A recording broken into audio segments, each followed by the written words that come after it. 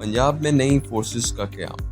पंजाब हुकूमत की जानिब से अमन व अमान बरकरार रखने के लिए नई फोर्सेस के क़याम पर वज़ीर आला पंजाब मरीम नवाज शरीफ ने कौन कौन सी नई फोर्सेस मुतारिफ करवाईं, जानते हैं इस वीडियो। पंजाब हुकूमत ने फरवरी 2025 में एक नई फोर्सेस क्राइम कंट्रोल डिपार्टमेंट तश्कील दी है, CCD। इसका मकसद संगीन जराइम जैसे अगवा, डकैती, लैंड माफिया और दीगर खतरनाक ग्रोहों के खिलाफ टारगेट कार्रवाइयाँ करना है।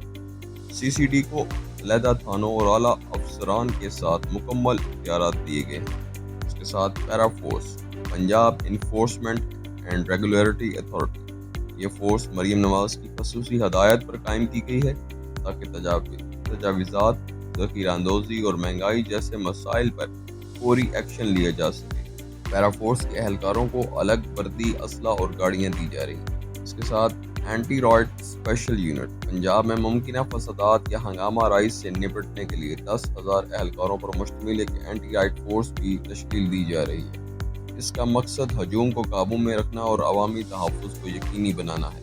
ये फोर्सेस जो पंजाब में अवाम के तहफ़्फ़ुज़ के लिए कायम की जा रही हैं, आपके ख्याल में ये इक़दाम मौसर साबित होंगे? कमेंट में ज़रूर बताइएगा। वीडियो को लाइक करें, चैनल को सब्सक्राइब करें और बेल आइकन को प्रेस करें ताकि आने वाली मज़ीद न्यू अपडेट आप तक पहुंचे।